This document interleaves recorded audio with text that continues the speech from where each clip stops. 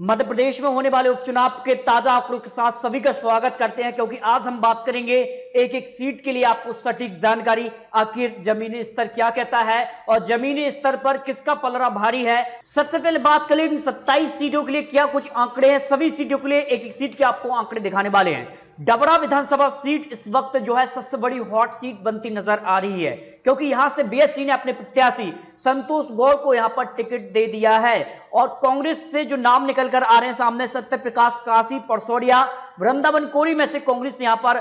चुनावी मैदान के लिए बड़े कैंडिडेट उतारने वाली है। तो बीजेपी यहां से बड़े नेता जो कि यहां पर कह सकते हैं इमरती देवी हैं और कह सकते मंत्री भी हैं, उनको ही यहां पर टिकट देगी। यानी ये सीट काफी हॉट सीट है, लेकिन इस सीट पर जो है त्रिकोणीय मुकाबला अब देखने को मिल रहा है। हालांकि इससे पहले बीजेपी का सीट पर पलड़ा भारी नजर आ रहा था, लेकिन अब कहीं ना कहीं ये सीट जो है त्रिकोणीय मुकाबले में बदल चुकी है और कांग्रेस को यहां पर कह सकते हैं बहुजन समाजवादी से नुकसान भी हो सकता है आंकड़ों के हिसाब से जो जमीनी स्तर यहां पर दिखाई दे रहा है। और कहीं ना कहीं जो यहां पर ज्योतिरादित्य सिंधिया का कहीं ना कहीं एक प्लान था कि बीएसपी भी इस उपचुनाव में उतरे, तो इसका कहीं ना कहीं कह सकते हैं कांग्रेस को जमकर नुकसान हो सकता है। आने वाले उपचुनाव के लिए कांग्रेस और बीजेपी अपने अपने कैंडिडेट उतारने वाली है, लेकिन बीएसपी ने तो अपने उम्मीदवार यहां पर लगभग घोषित कर दिए हैं और आने वाले समय में कितने और सीटों पर वो यहां पर अपने प्रत्याशी घोषित करते हैं। ग्वालियर पूर्व विधानसभा सीट के अगर आंकड़ों की बात करें तो यहां पर बीएसपी ने अभी जो है कैंडिडेट नहीं उतारा है और ये प्लस पॉइंट कांग्रेस के लिए बनता नजर आ रहा है। जमीनी स्तर की अगर बात करें तो यहां पर बड़े नेता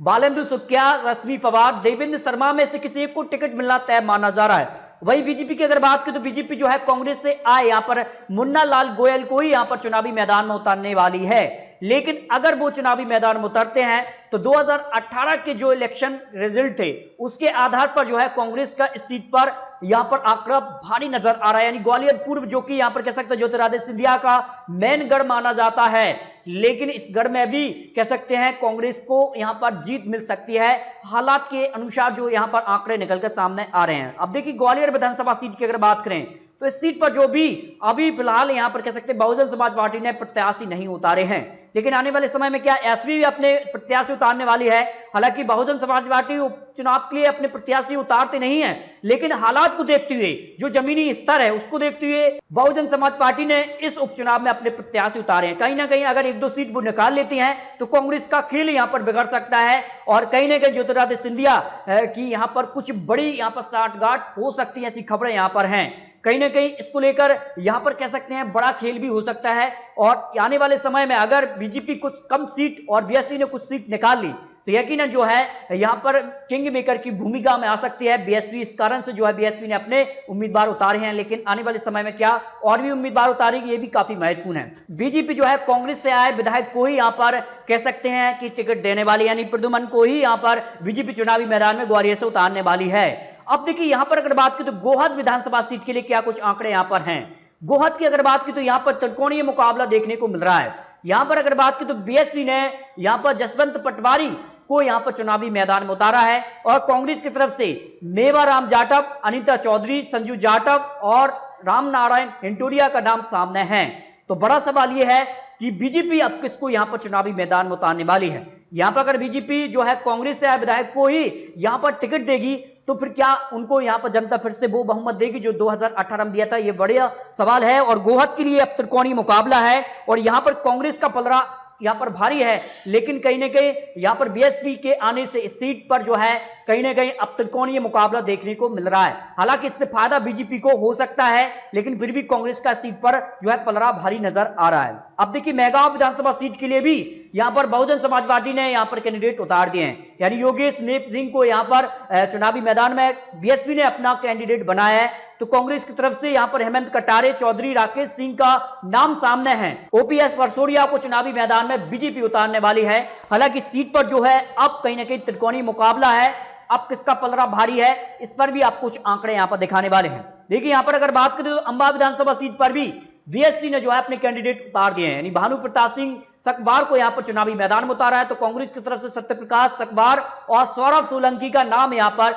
सामने आ रहा है। यानी कांग्रेस का सीट पर जो है काफी दबदबा है और कांग्रेस सीट जो है अंबा के लिए आराम से निकालती नजर आ रही है। देखिए दिमनी विधानसभा सीट के आंकड़ों की अगर बात करें तो यहां पर बीएसपी ने अपना कैंडिडेट नहीं उतारा है, उसका सीधे तौर पर फायदा यहां पर कांग्रेस को मिलने वाला है। और यहां पर गिरिजास जो दंतोड़िया बीजेपी कैंडिडेट हो सकते हैं, अगर वो चुनावी मैदान में उतरते हैं तो यकीनन जो है कांग्रेस का यहां पर सीट पर पलड़ा भारी नजर आ रहा है। अब देखिए यहां पर सुमावली विधानसभा सीट के अगर आंकड़ों की बात करें तो सुमावली से जो है यहां पर कह सकते हैं अजब सिंह कुशवाहा, राम लखन दंतोड़िया, वृंदावन सिकावर का नाम कांग्रेस की तरफ से है, और यहां पर ऐदल सिंह कसाना बीजेपी एक बड़े कैंडिडेट है, अब कांग्रेस से बीजेपी में आए हैं और बीजेपी इनको ही चुनावी मैदान में उतार सकती है। तो इस सीट पर जो है कहीं ना कहीं टक्कर देखने को मिलने वाली है बीजेपी और कांग्रेस के लिए। अब यहां पर अगर बात करें मुरैना विधानसभा सीट के लिए क्या कुछ आंकड़े हैं। मुरैना की अगर बात करें तो मुरैना से जो है बीएसपी ने अपने कैंडिडेट उतार दिए हैं, यानी रामप्रकाश राजौड़िया का नाम सामने है, और कांग्रेस की तरफ से रामनिवास रावत, बलवीर दंतोड़िया, राकेश पाबई, पिल्ला प्रताप, दिनेश गुर्जर का नाम यहां पर सामने है। तो इस पर यहां पर कह सकते हैं कि बीजेपी की तरफ से मुरैना से रघुराज सिंह कसाना का नाम है। तो यहां पर कह सकते हैं बीजेपी का इस सीट पर पलड़ा थोड़ा सा भारी नजर आ रहा है, क्योंकि यहां पर त्रिकोणीय मुकाबला होगा और कांग्रेस बीएसपी के बीच जो वोट शेयर है उसका बंटवारा होगा, ये माना जा रहा है जमीनी स्तर पर, और सीधे तौर पर इसका फायदा बीजेपी को होगा मुरैना विधानसभा सीट के लिए। जौरा विधानसभा सीट की अगर बात की तो यहां पर भी बहुजन समाजवादी ने अपने कैंडिडेट उतार दिए हैं। यहां पर उन्होंने सोने राम कुशवाहा को यहां पर बड़ा कैंडिडेट माना है, और सीधे तौर पर कांग्रेस और यहां पर कह सकते हैं कि बीएसपी में ही इस सीट पर टक्कर होने वाली है, यानी साफ तौर पर कांग्रेस को झटका देने के ही लिए यहां पर बीएसपी ने अपने कैंडिडेट उतारे, क्योंकि ये जो सीट है वो यहां पर कांग्रेस से विधायक निधन के कारण खाली हुई है, और निधन के कारण सीट जो खाली हुई उस पर बीएसपी ने अपने कैंडिडेट उतार दिए हैं, यानी साफ तौर पर संकेत है बीएसपी के कि कांग्रेस को यहां पर झटका देना है। इस सीट पर कांग्रेस का पलड़ा यहां पर भारी है और बीजेपी यहां पर काफी पीछे नजर आ रही है। अब देखिए करेरा विधानसभा सीट की अगर बात करें तो करेरा से भी राजेंद्र जाटव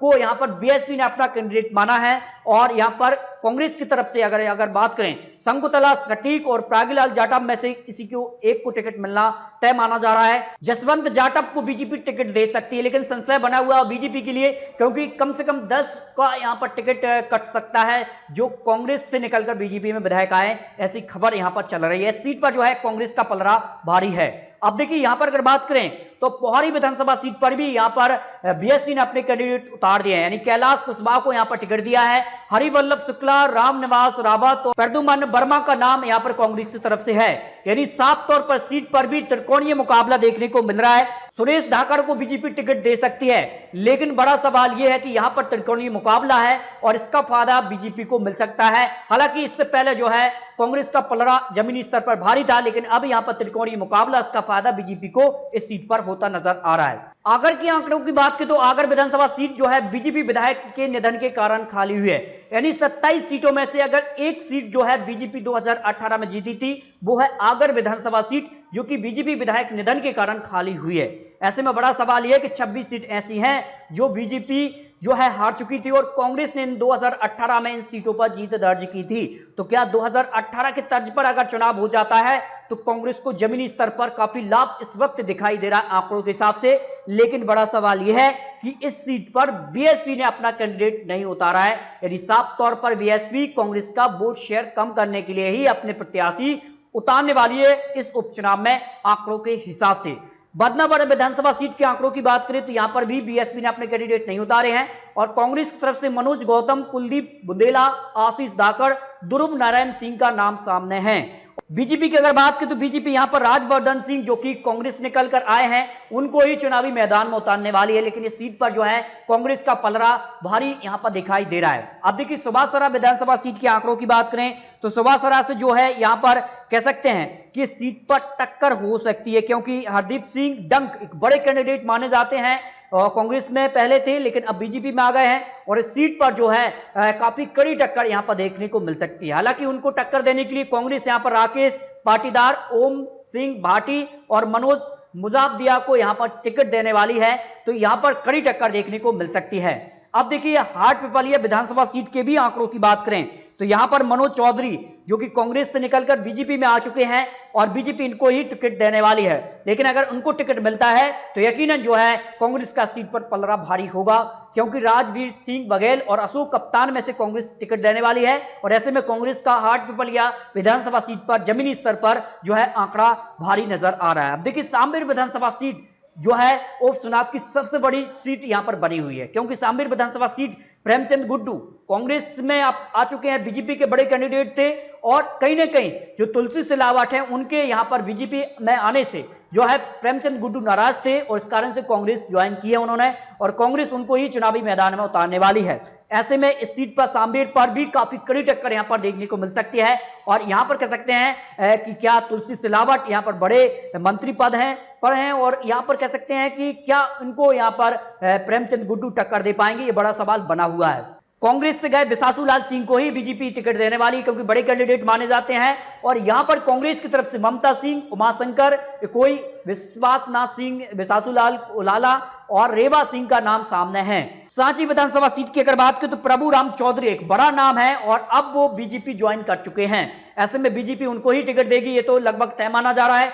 करण अहरवार, प्रीति ठाकुर, संदीप मालवी, मदन चौधरी, प्रभात जावड़ा और बलबंत साक्या का नाम यहां पर है, लेकिन इस सीट पर जो है बीजेपी का पलड़ा भारी है, क्योंकि बड़ा नाम है यहां पर प्रभु राम चौधरी, और उनको टक्कर अगर यहां पर मिल सकती है तो यहां पर बड़ा कैंडिडेट कांग्रेस को खोजना होगा। जमीनी स्तर पर यह सर्वे यहां पर निकलकर सामने आ रहा है। सुर्खी विधानसभा सीट के भी आंकड़े अगर आपको दिखाएं तो सुर्खी के लिए जो आंकड़े यहां पर हैं, गोविंद सिंह राजपूत जो कि बड़े कैंडिडेट अब बीजेपी की तरफ से बन चुके हैं, मंत्री भी है उनके पास पद, और अगर बीजेपी इनको ही टिकट देती है तो यकीनन सुर्खी विधानसभा सीट पर बीजेपी का पलड़ा इस वक्त भारी नजर आ रहा है। अगर कांग्रेस बड़े कैंडिडेट को यहां पर टिकट नहीं देती है तो बीजेपी इस सीट को आसानी से निकाल लेगी। अरुणा चौबे, भूपेंद्र सिंह, बोआसा, कमलेश साहू, जीवन पटेल में से किसी एक को टिकट मिलना तय है, लेकिन अरुणा चौबे जो कि बड़ा नाम यहां पर निकलकर सामने आ रहा है कांग्रेस की तरफ से यहां पर सुर्खी विधानसभा सीट के लिए। अब देखिए यहां पर अगर बात करें मुंगावली विधानसभा सीट के लिए क्या आंकड़े हैं।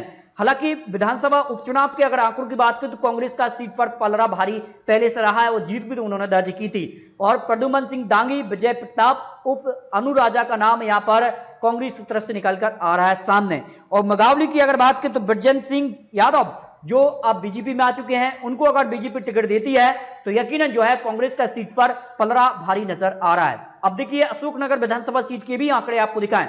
तो कांग्रेस की तरफ से आशा दौरे, त्रिलोक अहरवार, रमेश इटोरिया का नाम कांग्रेस की तरफ से सामने है, और यहां पर अगर बात करें अशोकनगर से तो यहां पर जयपाल सिंह जो कांग्रेस से निकलकर बीजेपी में गए हैं, इनको अगर बीजेपी टिकट देती है तो सीट पर कांग्रेस का पलड़ा भारी नजर आ रहा है। बमौरी के लिए बीजेपी से जो है महेंद्र सिंह सिसोदिया का नाम एक बड़ा नाम है, और इस सीट पर बीजेपी और कांग्रेस में टक्कर देखने को मिल सकती है जमीनी स्तर पर जो आंकड़े निकलकर सामने आ रहे हैं। आंकड़ों की माने तो 8 सीटों पर कड़ी टक्कर यहां पर मिल सकती है बीजेपी, कांग्रेस और बीएसपी, क्योंकि 8 सीटों पर अब कहीं ना कहीं यहां पर बीएसपी ने जो अपने कैंडिडेट उतार दिए हैं, ऐसे में 8 सीटों अब हॉट सीट बन चुकी हैं और 8 सीटों पर काफी कड़ी टक्कर देखने को अब मिलने वाली है। इसके अलावा एक सीट पर यहां पर बीएसपी जीत दर्ज कर सकती है इन सीटों में से जो आंकड़े यहां पर निकलकर सामने आ रहे हैं। और इस बीजेपी की बात करें तो बीजेपी 3 सीटें यहां पर निकाल सकती है, लेकिन 3 सीट तो वो अपने दम पर निकाल रही है। एक सीट जो है आगर की है, उनकी परामा का सीट है, और जो निधन के कारण खाली तो एक सीट वो निकाल रही हैं,